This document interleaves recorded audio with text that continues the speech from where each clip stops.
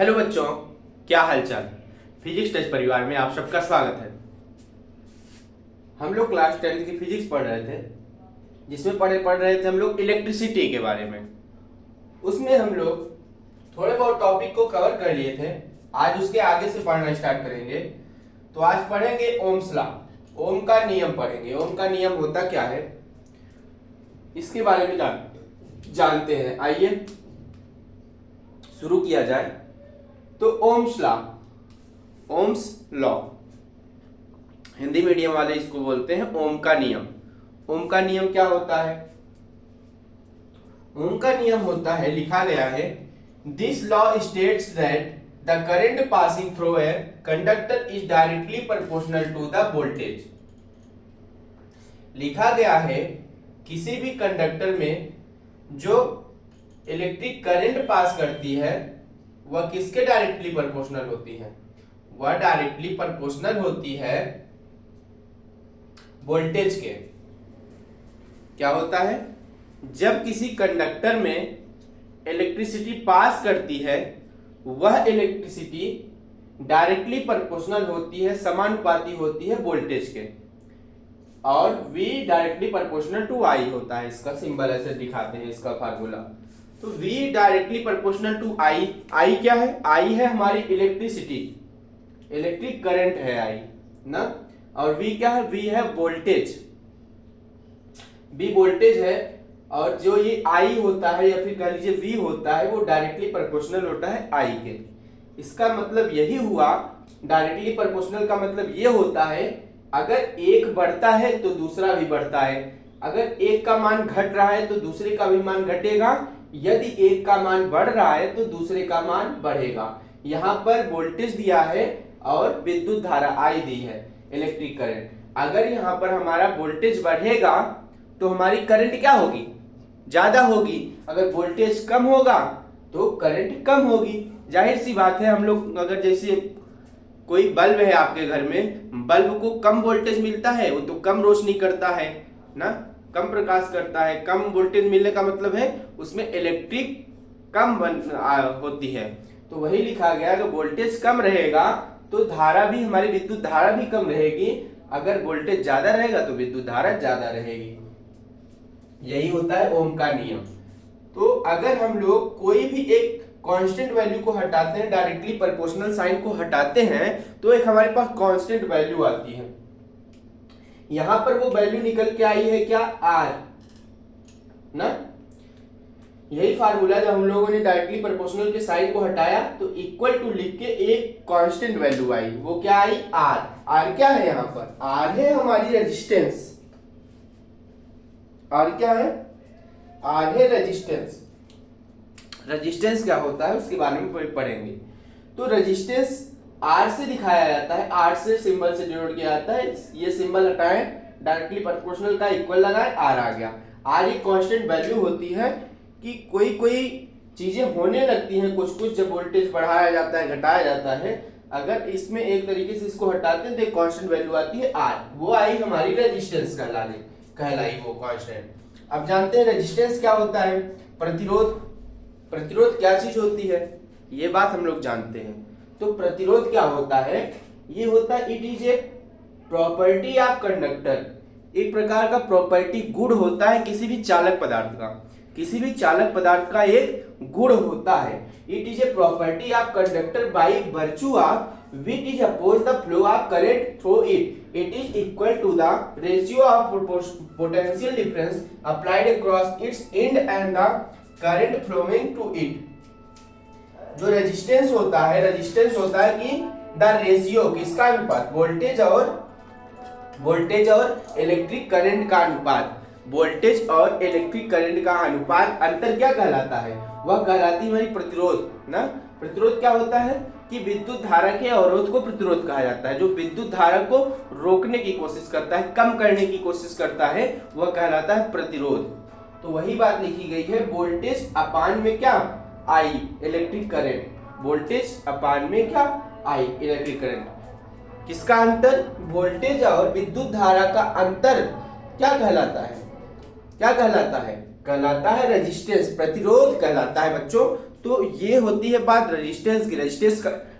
अब बात करें कि रेजिस्टेंस का काम क्या होता है। रेजिस्टेंस प्रतिरोध का काम होता है किसी भी इलेक्ट्रिक सर्किट में, किसी भी इलेक्ट्रिक कंडक्टर में क्या करता है, ये अवरोध एक प्रकार का इलेक्ट्रिक करंट का अवरोध करता है।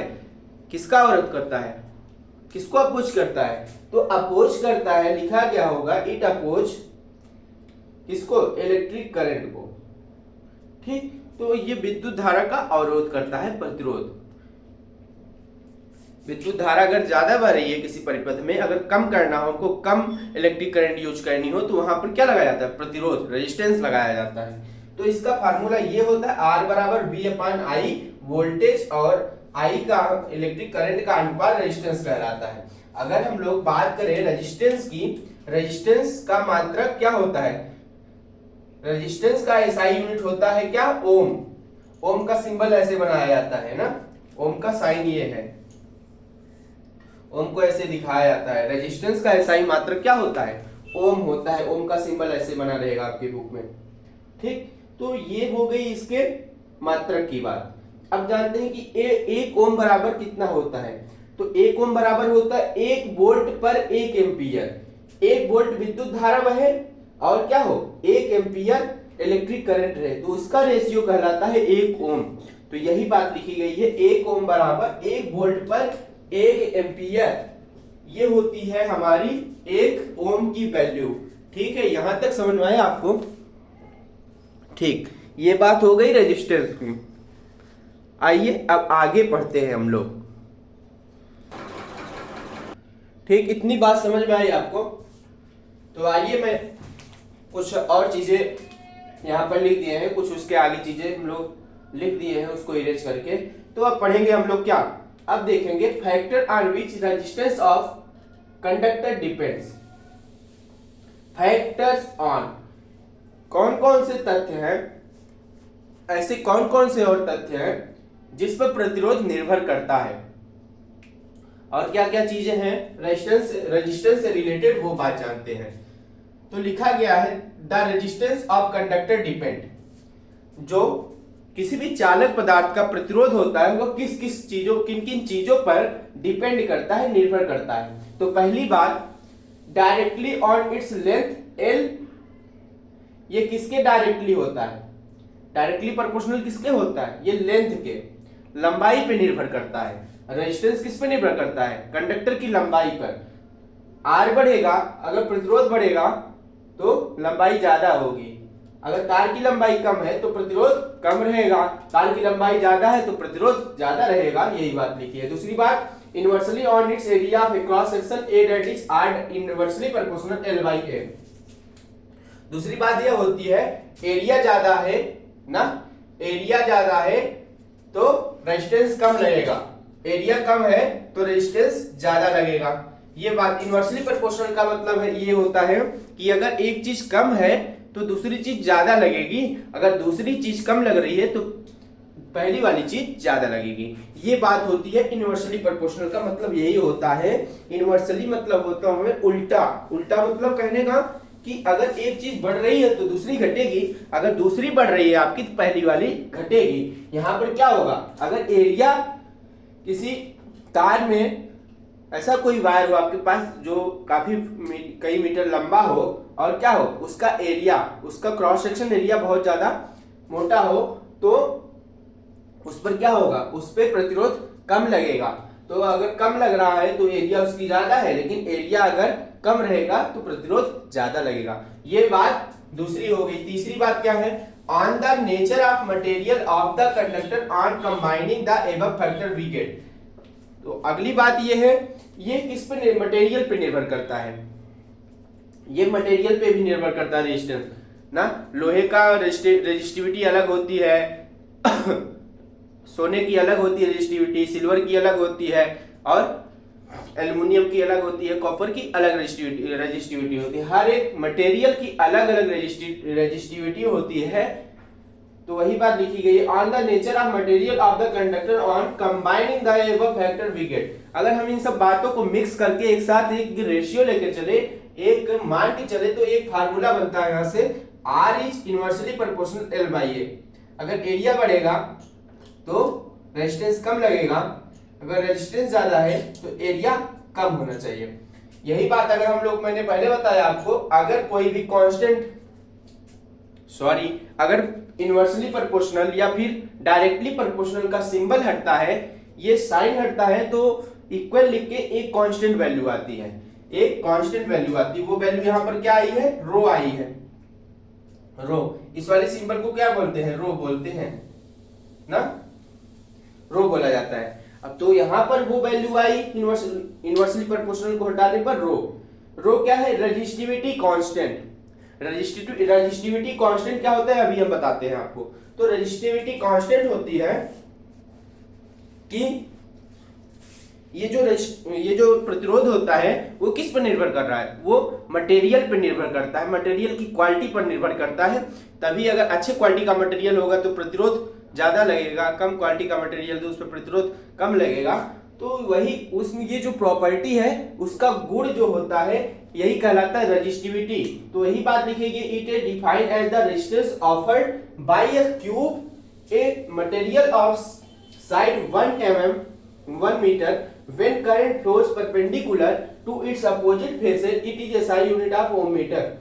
तो जो रो है, अगर रो को हम लोग क्या करें, रो को इस साइड लाए तो बनेगा R A divide by L। Resistance और एरिया अपान में क्या हो जाएगा? लेंथ। इसका जो रेशियो होता है, किसका? रेजिस्टेंस और एरिया का गुणनफल, और किसका रेशियो? लेंथ का, वो आती है हमारी रेजिस्टिविटी। इसको हम याद करने का तरीका क्या है? रो एल बाई ए, इसको बोलते हैं रो एल बाई ए, और इसको वो बोलते हैं रो आर ए बाई एल। ये होती है रेजिस्टिविटी कांस्टेंट। ठीक, ये बात आपको समझ में आ गई। ये तो बातें हो गई हमारी रेजिस्टेंस के बारे में। अब रेजिस्टेंस को हम लोग क्या करेंगे, सीरीज में और पैरेलल में कैसे जोड़ा जाता है ये बात जानते हैं। ये तो बात हम लोग जान लिए, रेजिस्टिविटी क्या होती है, रेजिस्टेंस क्या होता है, ओम का नियम क्या होता है, रेजिस्टेंस किस किस बातों पर निर्भर करता है, किन किन तथ्यों पर, ये हम लोगों ने जाना। थोड़े बहुत फार्मूले जाने उसके बारे में। अब जानते हैं कि इस रेजिस्टेंस को कहां पर यूज किया जाता है, किस तरीके से जोड़ा जाता है, उसको पढ़ते हैं। तो ये दो तरीके से जोड़ा जाता है, एक तो पैरेलल सीरीज में, और एक पैरेलल जोड़ा जाता है, और एक हमारा जोड़ा जाता है सीरीज में। दो टाइप से रेजिस्टेंस को जोड़ा जाता है किसी भी सर्किट में, एक पैरेलल और एक सीरीज में। ठीक, इसको इरेज करके मैं लिख रहा हूं। ठीक, इतनी बात समझ में आ गई होगी। अब देखिए, ठीक है, तो आगे मैंने लिखा है laws of resistance in series. Series में रेजिस्टेंस को कैसे जोड़ा जाता है, हमको ओम का नियम पता है, V बराबर आई आर। वोल्टेज मान चलिए V वोल्टेज बने, V कुछ भी हो सकता है, V1 से लेकर Vn तक। रेजिस्टेंस R होता है सिंबल, और R कुछ भी हो सकता है, R1 से लेकर Rn तक। फार्मूले पे रख देंगे V बराबर आई आर पे, तो V बराबर आई आर 1 V1, फिर ऐसे V2 निकलेगा, आई आर 2 V2, ऐसे अनंत के लिए निकालना हो तो Vn बराबर आई आर एन Vn, इस फार्मूले से निकाल सकते हैं। तो इसका एक फार्मूला बनता है क्या, रेजिस्टेंस को निकालने का सीरीज में, क्या, R5 बराबर R1 plus R2 plus R3 plus R4, इस प्रकार का फार्मूला बनता है।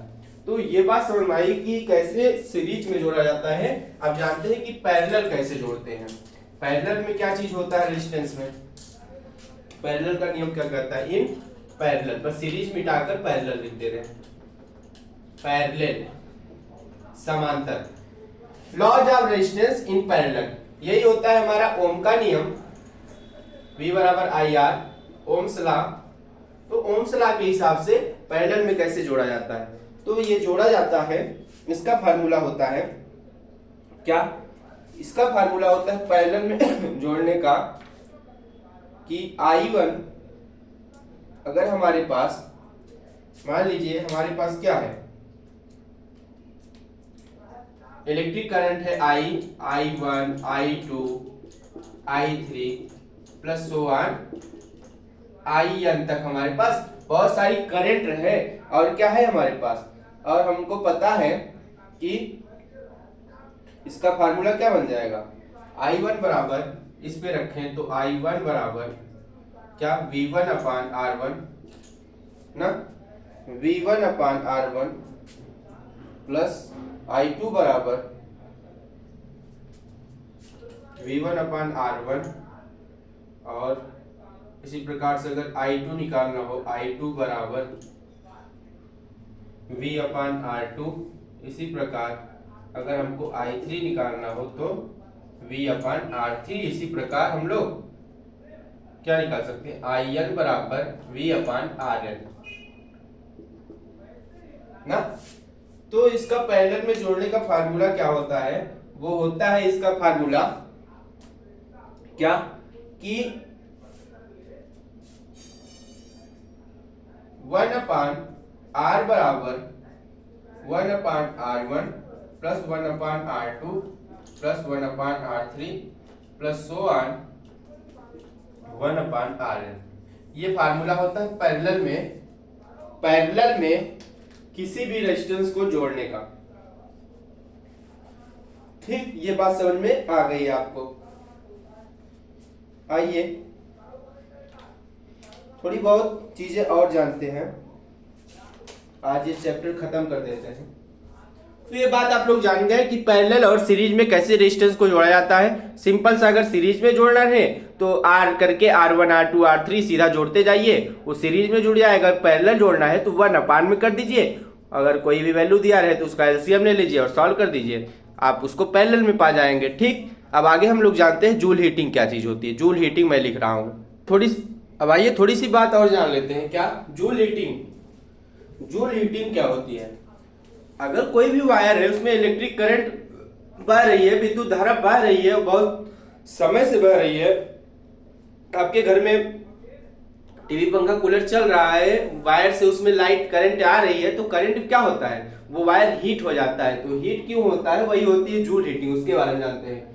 It states that the heat produce in a conductor is directly proportional to, वो जो हीट पैदा होती है हमारे वायर में, वो क्यों पैदा होती है, कैसे होती है, वो किसके प्रोपोर्शनल होती है, ये बात जानते हैं। तो पहली बात, the square of current I through it, उसमें जो विद्युत धारा बह रही है आपके कंडक्टर में, उस तार में, वो क्या है, वो उसके स्क्वायर के प्रोपोर्शनल होती है। किसके, जो उसमें धारा बह रही है उसके स्क्वायर के प्रोपोर्शनल, डबल हो जाएगी ना।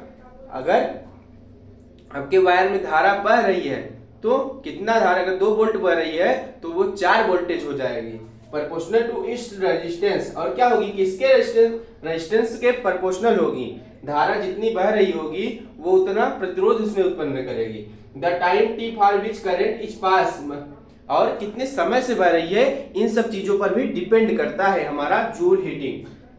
इसका फार्मूला बन जाएगा H बराबर I square RT। I square जो है विद्युत धारा है, R है हमारा रेजिस्टेंस, T है समय, H क्या है, H है जूल हीटिंग, और इसका वैल्यू, इसका यूनिट क्या आएगा, जूल आएगा। अब जानते हैं इलेक्ट्रिक एनर्जी क्या होती है। इलेक्ट्रिक एनर्जी क्या होती है, तो वो होती है W बराबर VIT ना, कितना टाइम तक बहा, कितनी धारा बही, कितना वोल्टेज की धारा बही किसी तार में, और कितने समय तक बही विद्युत धारा ना, इन सब का गुणनफल क्या कहलाता है, इलेक्ट्रिकल एनर्जी। किसी वायर में अगर धारा बह रही है, कितने समय तक बह रही है, कितनी वोल्टेज धारा बह रही है, इन्हीं सबको आप गुणा कर देते हो तो क्या निकल के आ जाता है, इलेक्ट्रिक एनर्जी बता देती है। तो यही बात, तो यही भी कहा था I स्क्वायर RT H के बराबर जो था, तो VIT I स्क्वायर RT भी लिख सकते हैं, इसकी भी वैल्यू जूल होती है। अब जानते हैं इलेक्ट्रिक पावर, विद्युत शक्ति क्या होती है। इसका फार्मूला होता है क्या, P बराबर W/T, work done upon time. किसी भी इलेक्ट्रिक सर्किट में कितने समय तक धारा बही, कितने समय तक बही, कितना वोल्ट बही, मतलब यही इलेक्ट्रिक एनर्जी कितनी बही। तो सीधी सीधी बात हो गई कि VI लिख सकते हैं, फिर I स्क्वायर RT लिख सकते हैं, या फिर VI लिख सकते हैं इसको। तो इसका मात्रक जो इलेक्ट्रिकल पावर की मात्रक होती है, SI यूनिट, वो होता है वाट। और कॉमर्शियल यूनिट की बात की जाए वो होती है क्या, किलोवाट पर आवर ना। किलोवाट पर आवर क्या होती है, कॉमर्शियल यूनिट होती है। जैसे कि हमारे घरों में कितना पंखा चल रहा है, जो बिजली यूनिट लेने आते हैं आपके घर में, बिजली बिल जब आप जमा करते हैं तो लोग कहते हैं कितने किलोवाट का, कितना किलोवाट आप खर्चा किए हैं बिजली, इस हिसाब से कॉमर्शियल यूनिट होती है। लेकिन इसका अगर SI यूनिट की बात की जाए वो होता है क्या, वाट, और इसका फार्मूला ये होता है। ठीक, तो आज ही आपका चैप्टर समाप्त होता है इलेक्ट्रिसिटी क्लास 10th वालों। आप लोग मन से पढ़िए। आपका ये चैप्टर इलेक्ट्रिसिटी चैप्टर नंबर 3 आज मैंने पूरी तरीके से कंप्लीट कर दिया है। अब अगला चैप्टर हम लोग आगे पढ़ेंगे। अगला चैप्टर हमारा रहेगा चैप्टर नंबर 4। चैप्टर नंबर 4 आप सबका कौन सा है, एक बार देख लिया जाए तो अगला चैप्टर है magnetic effect and electric current. अगला चैप्टर आप सबका रहेगा magnetic effect and electric current. कौन सा चैप्टर है, magnetic effect and electric current. अब हम लोग पढ़ेंगे चुंबक के बारे में, चुंबक नॉर्थ पोल साउथ पोल, जैसे हम लोगों ने अभी क्या पढ़ा चार्ज के बारे में। अब चुंबक के द्वारा कैसे इलेक्ट्रिक उत्पन्न होती है उसके बारे में पढ़ेंगे अपने नेक्स्ट चैप्टर में, चैप्टर नंबर 4 में। ठीक है, तो आज ये चैप्टर आपको पूरी तरीके से कंप्लीट हो गया। इसका मैंने नोट्स क्या किया है आपके व्हाट्सएप ग्रुप और टेलीग्राम ग्रुप में डाल दिया है। आप लोग वहां से इसका नोट्स बना सकते हैं और हमारा ये लेक्चर देख सकते हैं। तो आज के लिए बस इतना ही, मिलता हूं आपसे नेक्स्ट क्लास में, तब तक के लिए जय हिंद।